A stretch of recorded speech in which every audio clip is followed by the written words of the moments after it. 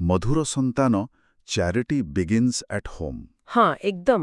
ଏହାର ଆଧ୍ୟାତ୍ମିକ ଅର୍ଥ କରାଯାଇଛି ଯେ ପ୍ରଥମେ ନିଜେ ଆତ୍ମ ଅଭିମାନୀ ହେବାର ପରିଶ୍ରମ କର, ତାପରେ ଯାଇ ଅନ୍ୟମାନଙ୍କ କୁହ।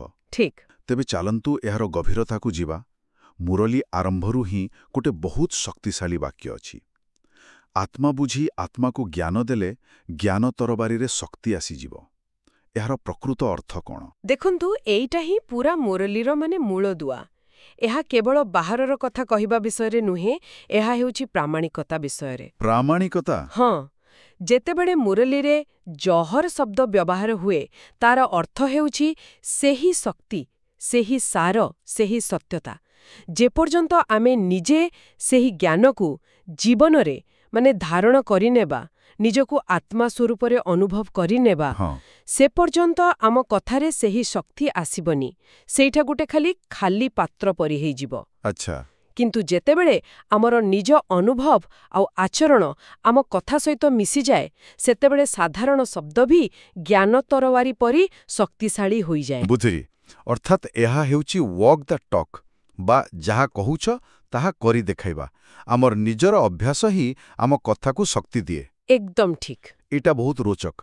ଆଚ୍ଛା, ମୁରଲୀରେ ଗୋଟେ ପ୍ରଶ୍ନ ଅଛି ଯେ ବର୍ତ୍ତମାନର ଏହି ଯୁଗ ସଙ୍ଗମ ଯୁଗରେ କେଉଁ ଦୁଇଟି ମୁଖ୍ୟ ପରିଶ୍ରମ କଲେ ଭବିଷ୍ୟତର ସତ୍ୟଯୁଗୀ ସିଂହାସନ ମିଳିପାରିବ? ହଁ, ବହୁତ ଗୁରୁତ୍ୱପୂର୍ଣ୍ଣ ପ୍ରଶ୍ନ। ଆଉ ତାର ଉତ୍ତରରେ ଦୁଇଟି ବହୁତ ବ୍ୟବହାରିକ ସୂତ୍ର ଦିଆଯାଇଛି। କ'ଣ ସେଗୁଡ଼ିକ? ପ୍ରଥମଟି ହେଲା ସମାନ ସ୍ଥିତି, ସମତୁଲତା।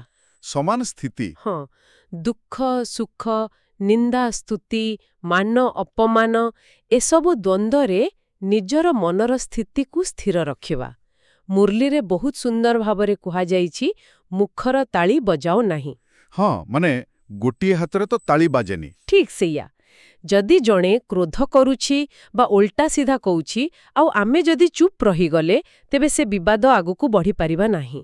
କିନ୍ତୁ ଏଠି ମୋ ମନରେ ଗୋଟେ ପ୍ରଶ୍ନ ଆସୁଛି।